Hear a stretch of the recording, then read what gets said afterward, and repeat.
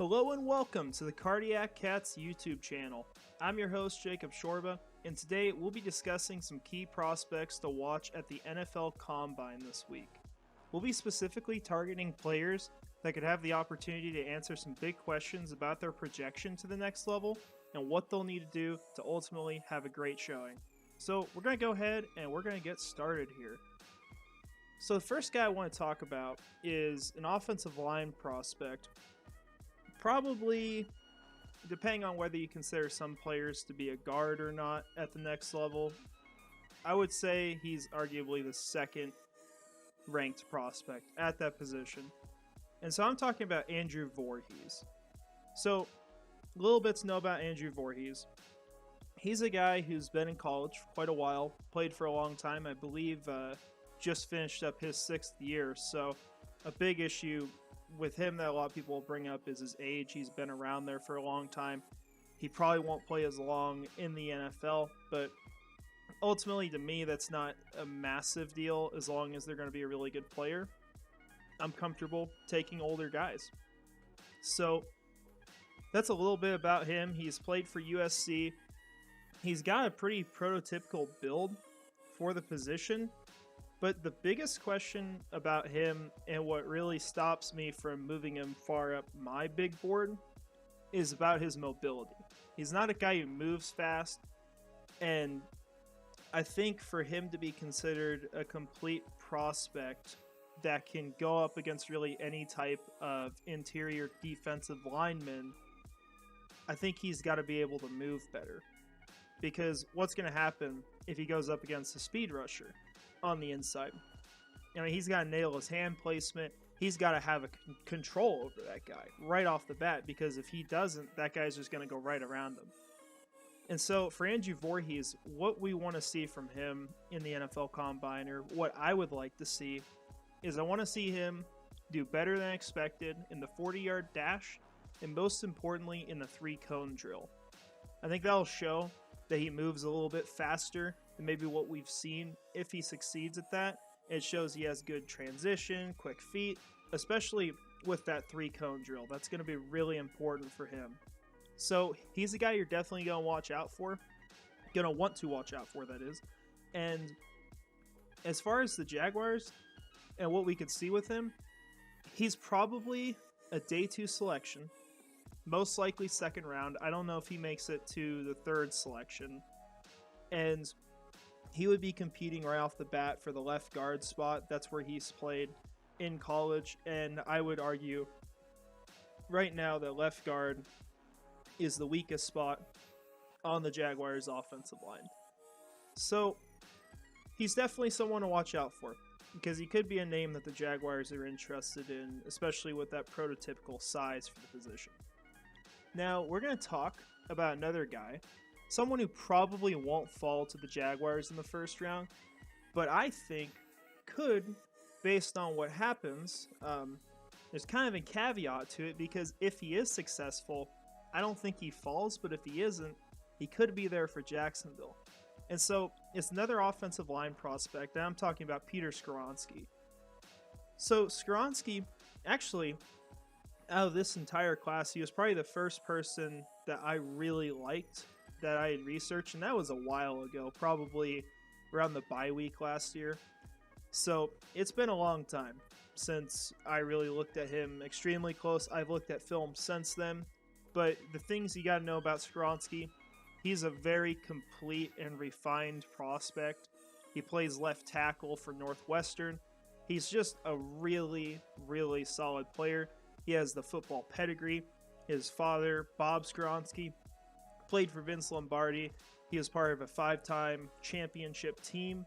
He's a big part of them as well. And I'm not sure if he made the Pro Football Hall of Fame, but I know he's in the Packers Hall of Fame. So he was a really good player.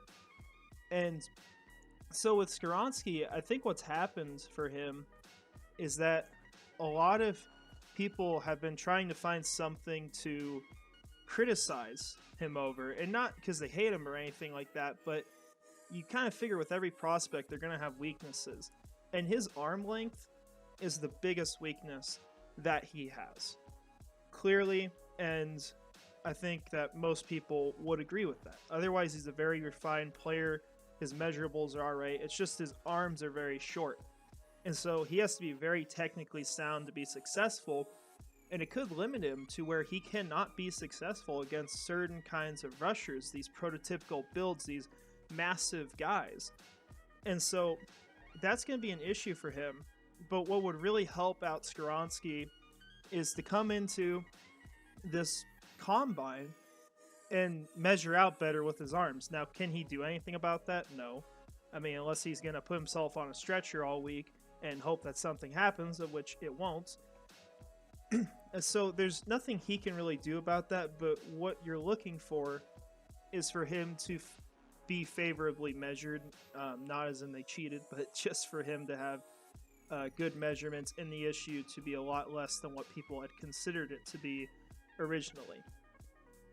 And I think if Skoronski does end up falling to the Jaguars, even if he doesn't do good at the combine, the team should definitely consider taking him. And there's a good shot he's the best player on the board. For me right now, he's not crazy high on my board. He's actually ranked right where Jacksonville would select at 24th overall. But I think you could definitely argue that he should be a lot higher, and he'll probably move up my board once I finish everyone and kind of refine it. But how you could see him in Jacksonville, clear guard guy right off the bat. He's going to play at left guard the first year, probably win the job instantly. I don't think you're going to start him at tackle, but he's a really obvious candidate to be a swing tackle, someone who can fill in if one of the players goes down. And so Skoronski projects really well at Jacksonville for that reason, and also just as far as character, really high character guy. And you find that with a lot of these tackle prospects. Actually, you got Paris Johnson as well.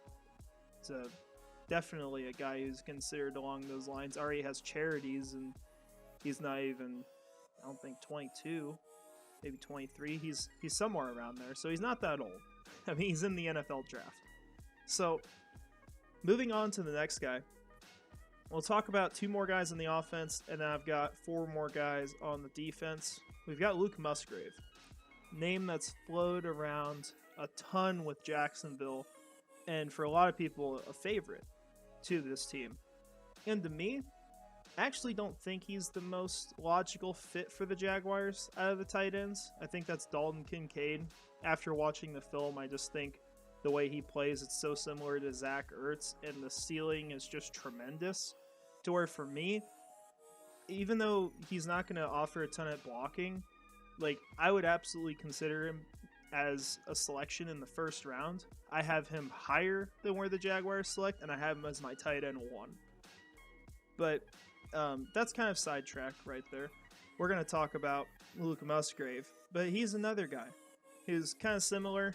He got hurt last year, didn't end up playing a bunch, and so there's some issues about just the amount of film on him. But for Luke Musgrave, the thing that people love about him is how athletic he is. He fits so much of what you want for the physical profile, and so the ceiling is massive with him as a player. And so it's something you absolutely have to love. Now, he's not going to be a fantastic blocker. He could be solid in that category. But as a receiver, he shows a lot. For me, though, my concerns with him, first of all, he needs to back up the hype as far as like what he's reported to run with a 40-yard dash, because there's a lot of hype around him right now as a prospect. He needs to back it up and show that he is a very fast athlete. He needs to ideally have the fastest 40-yard dash time out of his class if he wants to go in the first round. And the other thing, probably not an issue for most people, but it's an issue for me every time I turn on his film. I really struggle projecting him as a first-round selection or a high second-round selection, because every time I turn him on, it feels like the moment he makes contact with a defender, he is extremely easy to pull down. And maybe that's just what I've seen. Maybe I have bad film. I don't know. I wouldn't call any film bad film on a player, but maybe what I've got is just biased against him. I don't know. But it seems like every time he's got the ball, he's not a guy who's going to break through tackles. So his functional strength is a big concern for me. And so for me to feel more comfortable with him as a prospect, I want to see him succeed in the bench press. I want to see good results there. And if he's able to do that, I don't think I could still consider him at 24 or in the first round. But I think he could go early second round then, and I would feel really comfortable with him as a selection for the Jaguars in the second round if he falls and you see guys like Darnell Washington and Dalton Kincaid and Michael Mayer off the board, which there's a chance all those guys go in the first round. So I think you could definitely see that happen. Now we'll talk about our last offensive guy. Last one I want to talk about, and probably not someone who's going to be mocked to the Jaguars a ton, but still a player I think that could be a sneaky selection for this team. And this is their wide receiver. Not my favorite, but someone who could actually just be a really valuable selection on day 2 of the draft. I'm talking about Rashee Rice. And so, talking about him as a player, I'll just pull up my profile on him. So his size, he's got enough size to play outside. So he's not a slot-only guy. He can play in the slot if you need it, but obviously the Jaguars are going to want outside receivers. Christian Kirk has got the slot pretty much locked down for the team. He's a fast player. He's very elusive. He's going to generate a lot of yards after contact, and he can really show off in contested catch situations. He just looks like he could be a really good receiver at the next level. Now, issues I have with him, ball security. I've seen that be an issue. I believe I've seen him fumble. And I think, other things, drops, they're a recent issue. He needs to probably develop a little bit, which is fine. Jacksonville can do that because they've got 3 starting receivers that they are very confident in for good reason. But what I want to see is for him to be ideally a little taller and a bit more physical. And so that physicality part's going to come down to how successful is he in the strength test. So talking about his size, he was a player that was considered to be 6'2" before heading into the Senior Bowl. And then once he came to the Senior Bowl, he ended up measuring, I think, 6 foot and then half an inch. So he took a big drop in his size. And so it shows that he plays bigger than what he actually is. So, I mean, that's a good thing. But you want him to be a little bigger because that's going to help him a lot on the outside and help him even more in the contested catch situations.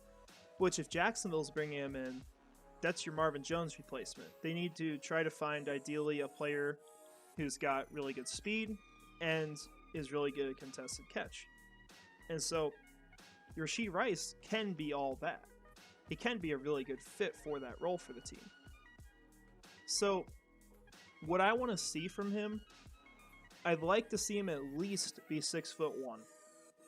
Gain back some of that stock off that because he's fallen quite a bit recently because of those measurements. And then I want to see him bulk up a little bit, have more muscle. He was, I believe, 203, and I don't know if that was a Senior Bowl weight. I think that was before.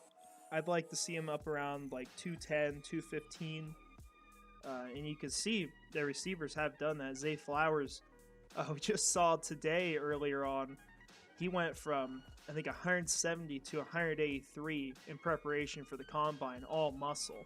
I mean, this is stuff that these guys can do. It's really difficult, but I would like to see that from Rashee Rice. I want to see him be a little bigger. And if he can get that done, then I'll feel a lot more confident in him, especially if he falls to that second selection. Because although this team has 3 starting receivers, if you have a really great name fall to you at one of these picks, that has to be a big consideration. To the point where, it's going to sound stupid to some people, and others, they're just going to love it because they want to draft a wide receiver every draft or just want one this draft. I think even if like Jackson Smith-Njigba fell to this team at 24, I would not be one bit mad if he was a selection. Even though he's seen as a slot-only guy, like he could develop to play on the outside. You could bring him in and have him try to do that and have him be a long-term solution out there. That's possible. And for me, the value is too immense to where it's hard for me to pass on him at that point in the draft. So I would consider wide receiver for sure. If there's a really good name available on the board that's high for you at that selection, I would definitely look into it because I think acquiring receivers is going to be a lot more difficult going forward. You have to give up a lot more. And so if you have a bargain on one, which I doubt happens, I think you have to take your flyer on it. So that's the offensive side of the ball. Things to look at there. Now we're going to talk about the defensive side of the ball, mostly in the secondary. But I want to start out with one of the players I really like that the combine is going to matter a lot for him. And so this is a defensive lineman from Pittsburgh. His name is Calijah Kancey. Very productive player. Someone who's just, quite frankly, a nightmare as far as what he throws at you from an intelligence standpoint on the other side of the field. I mean, he will do everything he can to get around you. He's an extremely impressive defensive tackle in that regard. And I mean, on my strengths and weaknesses, the weaknesses list is really short, but the weakness for him is his size. It is a huge problem because even though he's great at all these things, he's a refined player, he's a wrecking ball in the backfield, knows how to penetrate, and he has a variety of ways that he can get around people. Tons of things to like. You could throw more on that list for sure. But his size is a huge disadvantage because he's 6 foot tall. And a defensive line, you probably want to be around like 6'3" at least. Kind of in that range. And anything bigger is better to a point. So him not having that size is a big problem. And so some people are just completely out on him because they think at that size, there's no way he can succeed in the NFL. However, with him, and this is not something to take like 100% as, okay, he's fine, he's going to be great at the NFL level, he's exactly like this guy. But there was another defensive lineman from Pittsburgh who was the same size and ended up arguably being the best defensive lineman of all time in the NFL, and that's Aaron Donald. Also a 6 foot tall player. So it can be done. And we'll just kind of compare the physical profile for a moment. I want to pull this up for myself. So Aaron Donald right now, 280 pounds. I believe Calijah Kancey, I think he's literally the exact same number. Yeah, 280 pounds right now. Physical profiles are pretty much the exact same. And for some of these players, you can try to take that height to your advantage because it does offer some other things. You can bend better, when you're not an extremely tall athlete. You can sometimes penetrate in holes that other guys can't get in because they're just too tall. They're not going to fit. And so for Calijah Kancey, it can help him in ways, but I don't want him to be that small. And I think for the Jaguars to consider him and for him to be a top prospect in this draft, like a guy who goes at least by the end of day 2, he needs to be a little taller. I'd like to see him, he's at least got to come in at the same that people think he is right now at 6 foot. I'd like to see 6'1". Another thing for him, you want to see him have really good results in the bench press. Just be a really strong player.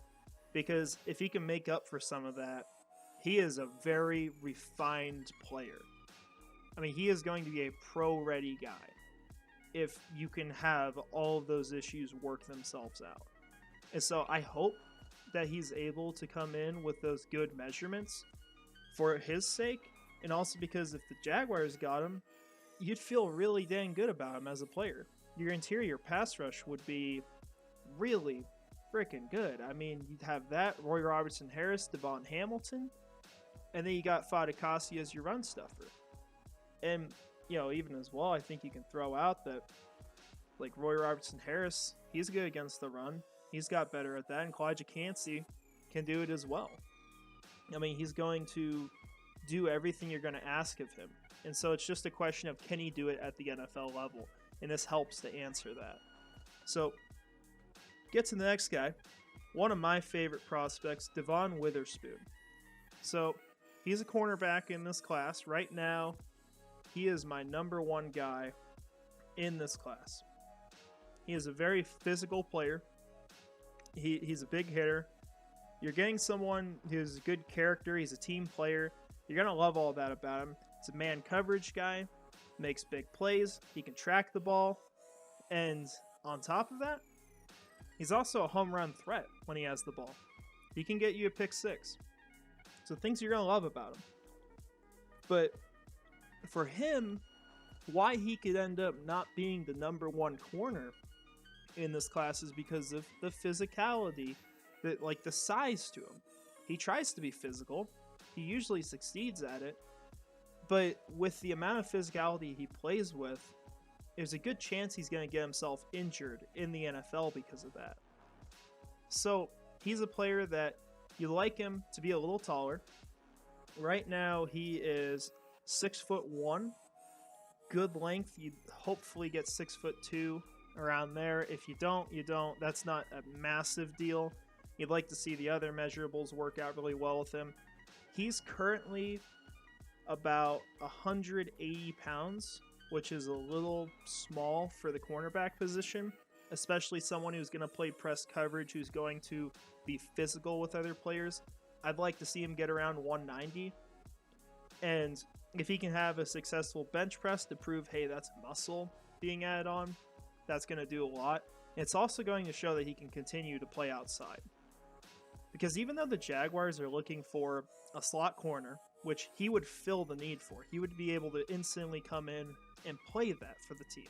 It's not necessarily what he wants. He's a guy who said he lives to play on the outside. But he would come in at first, handle that issue for you, and probably move outside in the long term once the team moves on from Darius Williams. Which, who knows when that is. Or, you just never know what happens, right? You'd like to think Tyson Campbell will be here for forever, but really just got to see what happens long term. Things can change with teams. So, you'd like to see him have that extra size because then you know he can play outside. He can be physical with those receivers because you're going to get the bigger bodied guys out there. And so that's stuff you're going to definitely look for. Now we'll get to another guy at the same position who's got a lot of the same problem, and that's Clark Phillips. Clark Phillips is a guy that I knew a lot of people liked. He's talked up a lot. I didn't really get to watch a whole lot of him, and then I got to about a few days ago or so, got to dive into him. Super impressive player. Brilliant prospect. He has great instincts. He's battle tested. He's gone up against guys like Jordan Addison. So you know that he's ready for it. However, with all these great things, because he has a whole lot of them, whole lot of pluses on his profile, it's the same two issues. It's the size. He's a 5'10" corner. He's got to play in the slot right off the bat, realistically. You could maybe get him to work outside. I mean, Darius Williams has, but to start out his career, he's probably playing inside. Ideally, that measurement ends up being a little off. He's a little taller, but he's also 183 pounds, so a little better than what like Witherspoon is, but you still want to see him get up there a little bit, get up, hopefully do around 190.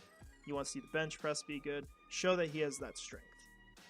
And so if you could see all that from Clark Phillips, he is a candidate to be selected for the first pick that the Jaguars have. He's good enough to warrant that selection. I think there will be better names on the board then, but I could see the Jaguars going that direction, especially if the measurables are better. because that's going to be important to them. And with Balky in the room, you definitely want to meet those thresholds, and maybe they're higher for Jacksonville. So he's a guy definitely want to consider in this draft, and could benefit a lot from having some better measurables with his size and putting on a little bit more strength before getting into the combine and the NFL draft. So I've got one more guy on here, and his projection to Jacksonville is more of a question, because if they selected him, there's already a player who plays in his position that is really good, and he's probably got to start somewhere else, at least to start out his career. But he's also a guy that's probably going to fall. That's an absolute steal for the Jaguars if they can select him later. I think he's a first-round prospect, and the guy I'm talking about is Chris Smith from Georgia. Really impressive player for me. Right now he's 31 on my board. Might not stay in the top 32 because I've got a lot of prospects left. I think I'm at like 68 done or so. But Chris Smith, he's a free safety. That's where Andre Cisco plays. That's the main issue. And for him to be a strong safety, he's got to be ideally a little taller, stronger as a player. But Chris Smith, he is once again like Clark Phillips, brilliant player. Instincts are off the charts. He will make big plays. He can return it. He is just a very solid contributor, and whoever gets him in this draft will be thrilled with that selection if he's on the field. And he should be. It's just having the spot for him to start. And for me, he just reminds me a lot of Andre Cisco. Reminds me a lot. And probably coming out of college, the size isn't as good, but I think as a player, he's a lot more refined. And so he's a name I would be thrilled with the Jaguars selecting, but he's not a perfect fit. And there's some things that he needs to improve.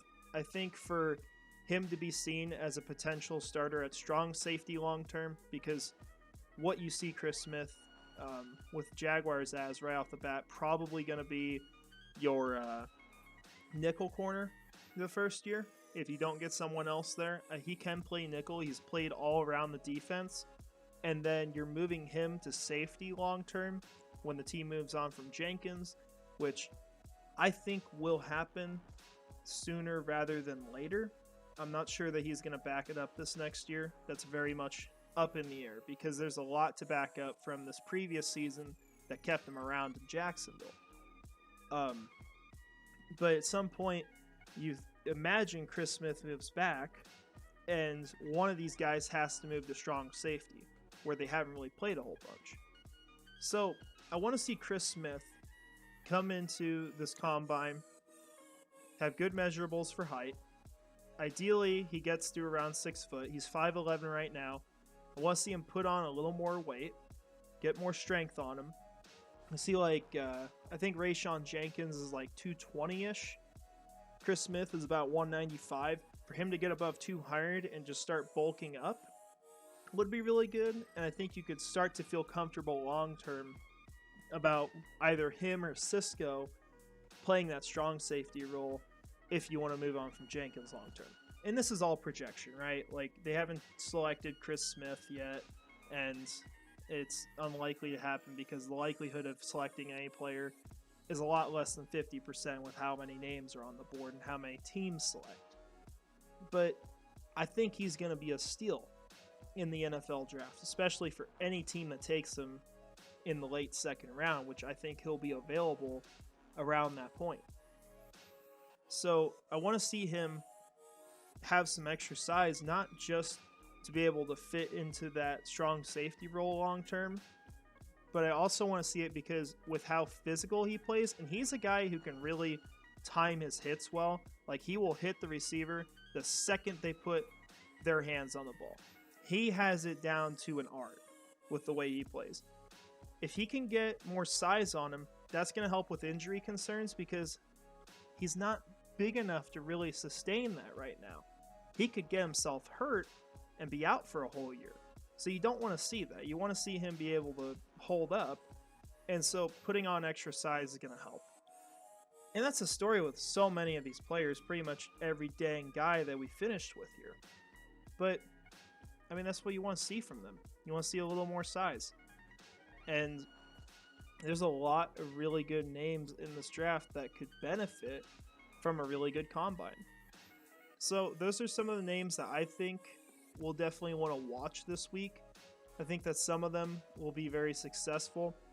And I could definitely see one of these players getting landed by Jacksonville at some point in the draft. I could see Luke Musgrave perhaps in the second round. I think that would make sense at that point if he has a really good combine. Vorhees could be a guard that they go after if they want to go after someone on day 2. And I think this team could definitely add to the defense.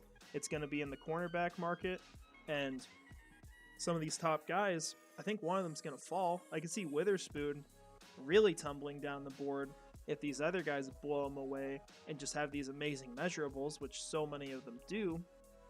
You know, these guys will probably be relevant to the Jaguars. So those are all the guys I've got. I'm sure there's a lot of other people that could be thrown on this list. Heck, I mean, if you want to throw on a guy like Dawand Jones, I think you could. Like, back up what you did at the Senior Bowl. And you could consider him someone you could watch for the Jaguars because they don't have a right tackle on the roster right now, unless you're saying Walker Little's moving there, which he can. I think he will. But they could be in the market then. Dawand Jones, the big guy the Jaguars would look at. They'd love the physical profile. And you want to make sure that he really is everything he says he is, or proved he was at the Senior Bowl. So, just guys to watch. Darnell Washington, throw him out on the list. And plenty of other guys that I just have not got deep into yet. So, it'll be an interesting week for the Combine. We'll definitely be following it. Hopefully have some more content on it. We're still working on putting together our big board. Got a lot of progress done, but quite a bit to go. Once we get that done, I'll share it with you guys. Hope to maybe do videos on like each position, who would fit, who makes sense for this team. I think that would be really fun. And soon enough, we'll be talking more about free agency. Got that coming up for the team. And I know I put out the video on the Luacon. We have not got one out on Robertson Harris yet. Reason why I haven't done it is because we don't know the contract details. And so I want to wait until that's out to get all the information correct. But that probably won't be too long. It's pretty simple on that, and we can kind of talk about how that changes things for the team, because I really do think it does have a huge impact on what they do in free agency and in the draft. So with that said, thanks for watching. Appreciate you taking your time here. I hope you have a great rest of your day, and go Jags.